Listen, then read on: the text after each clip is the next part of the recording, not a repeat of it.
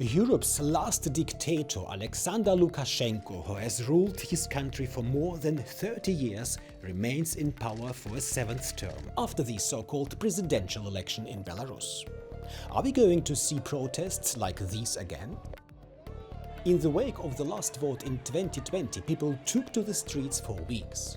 These were the largest mass protests since independence in 1991. Lukashenko brutally crushed them. Some protesters lost their lives. The regime has punished more and more dissidents since then. Now, 4 years later, Lukashenko even mocked his victims at the 4.5-hour press conference on election day. Кто в тюрьме, кто в изгнании – это право выбора, это демократично. According to the Belarusian civil rights organization Vyasna, more than 1,200 political activists are currently in Belarusian jails. And from some of them, there is not even a sign of life. Between 300,000 and 500,000 people out of a total of 9 million Belarusians are said to have left the country. Most of them fled to Poland.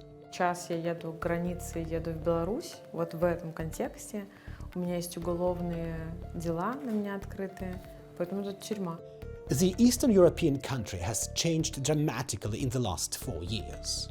There is a lot of fear of repression, fear of war, fear of terror. During the last 4 or 5 years, Belarus from authoritarian country became totalitarian.